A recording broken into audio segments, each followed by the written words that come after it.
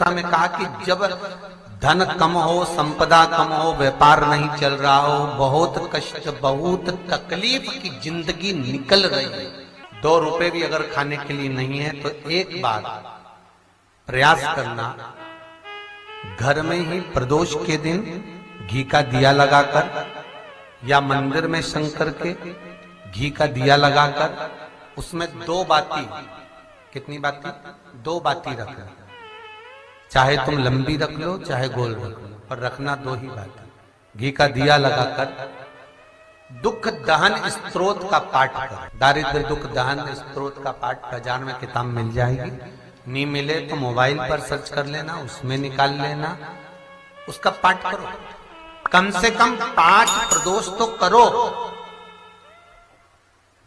और बाबा विश्वास रखना शिव महापुराण पर, अगर पहली प्रदोष पर ही आपने अगर घी का दिया लगाकर, आसन लगाकर शंकर के सम्मुख में प्रदोष के दिन, प्रदोष काल में शिव की पूजन कर दारिद्र दुख दहन स्तोत्र का पाठ चालू कर दिया तो विश्वास रखना कि 5 प्रदोष तक तो बाबा खुद करुणा कर देगा।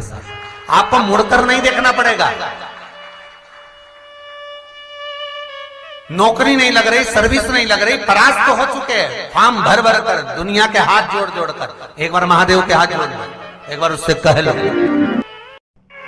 शिव महापुराण में बहुत सुंदर बात कही है महाराज।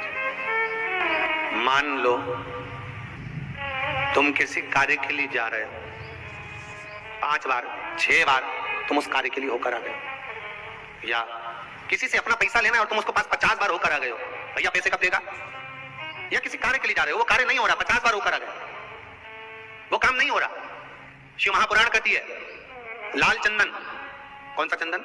लाल चंदन को अच्छा घिसो और घिसकर तैयार कर बेलपत्री के ये जो दोनों भाग हैं, दर्शन हो रहे हैं आप लोगों को? लाल चंदन घिसो और घिसकर बेलपत्री के ये दोनों भाग हैं, दोनों पत्तियां जो नीचे की हैं, इसमें उस चंदन को लगा लीजिए। अगर किसी से आपको पैसा लेना है, वो नहीं दे रहा, या कोई काम है या जॉब है या नौकरी है या उसके लिए, या कोई विद्याध्ययन का कोई कार्य है, कोई स्कूल में पढ़ाई कर रहे हो और वो कार्य नहीं हो रहा, 5 बार 6 बार करके देख लिया नहीं हो रहा, तो ये दोनों पत्तियों पर लाल चंदन लगाओ। लाल चंदन लगाने का मतलब ये नहीं कि जरा सी तुम बिंदी लगा दो, लाल चंदन जो घिसा है उसको पूरी पत्तियों पर अच्छे से फेरना है, उस लाल चंदन को लगा लीजिए।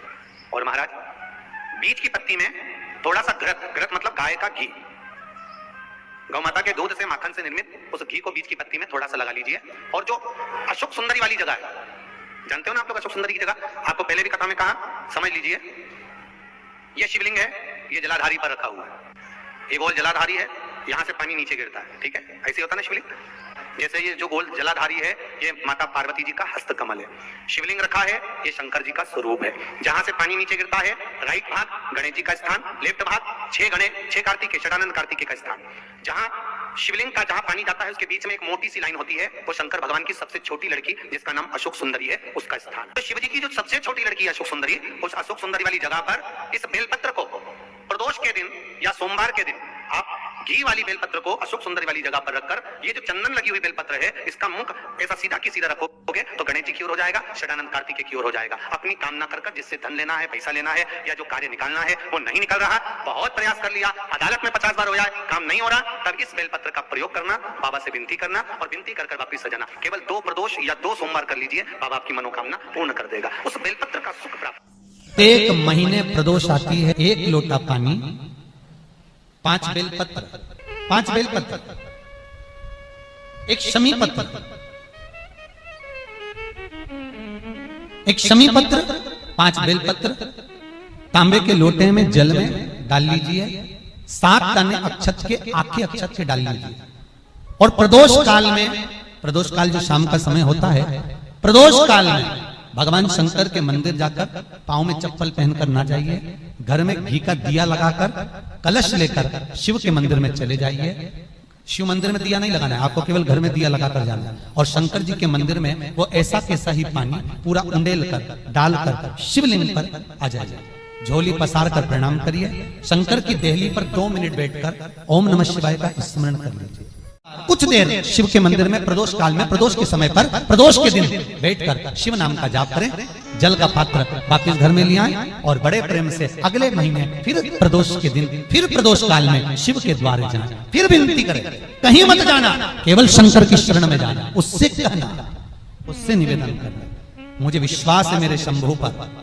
स्कंद पुराण कहती है, शिव महापुराण कहती है, अगर आपने 2 या 3 या 4 प्रदोष ही कर लिए तो मेरा महाकाल बाबा आपकी झोली तो भर ही देगा खुशी से। 2, 3, 4 बस बहुत प्रयास करना।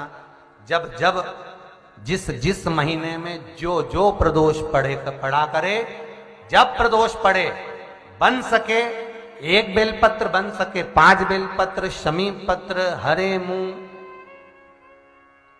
हरा मुंह बेलपत्र, एक कलश के अंदर थोड़ा सा पानी लेकर 1 बेलपत्र, हरा मूंग, शमी पत्र डालकर और उसमें थोड़ा सा गुड़ डालकर भगवान शिव का स्मरण कर कर प्रदोष काल में, मान लो कोई काम आपका बहुत जरूरी है, बहुत दिनों से आप थक गए हैं, नहीं हो रहा, कर्जा बढ़ रहा है, धन नहीं आ रहा, व्यापार नहीं चढ़ रहा, या कोई समस्या बहुत प्रबल है, कोई एग्जाम में बैठ रहे हो नहीं हो रहा, परीक्षा भी दे दी है, रिजल्ट आने ही वाला है, तो भी प्रदोष काल में, प्रदोष के समय वो जल, मूंग, शमी पत्र और बेलपत्र और गुड़ का शंकर के शिवलिंग को समर्पित करना प्रारंभ कर दो। 2 या 3 प्रदोष करोगे, बाबा आपकी मनोकामना शीघ्र पूर्ण कर देगा। 2 या 3 करोगे, बाबा करेगा। परेशानियां पर परेशानी आ रही है तो पीछे मत हटना। दुख दहन स्तोत्र का पाठ बेलपत्री के पेड़ के नीचे बैठकर, सीधे हाथ में घी का दिया, उल्टे हाथ पर तेल का दिया और सामने बेलपत्री का वृक्ष हो और दुख दहन स्तोत्र का पाठ सोमवार की सोमवार बेलपत्री के पेड़ की छांव में करना प्रारंभ कर दीजिए। 2-4 सोमवार कर कर देखो, बाबा आपके दुख को काटेगा। दुख दहन स्तोत्र का पाठ अग्रण्यता प्रदान कर देगा। पर उस पाठ को करने से पहले 1 माला श्री शिवाय नमस्तु, और फिर निवेदन है, अगर दुख दहन स्तोत्र का पाठ भी नहीं कर सकते तो बेलपत्री के पेड़ के नीचे या शमी पेड़ के नीचे या पीपल के पेड़ के नीचे या आंवले के वृक्ष के नीचे, ये जगह पर जाकर आप थोड़ा सा जल जिसमें लाल चंदन मिला हो, उस जल को चढ़ाना प्रारंभ कर दो। अगर दुख दहन स्तोत्र का पाठ नहीं कर सकते तो लाल चंदन का जल उन वृक्ष के नीचे, और चंदन कितना सा डालना है, मात्र 1 जरा सा छींटा मार। ये नहीं कि नहीं तो कई लोग तो बड़े होशियार हैं, चंदन घिस के ढेर सारा कटोरी भर के डाल दे, इनका कई ठिकाना।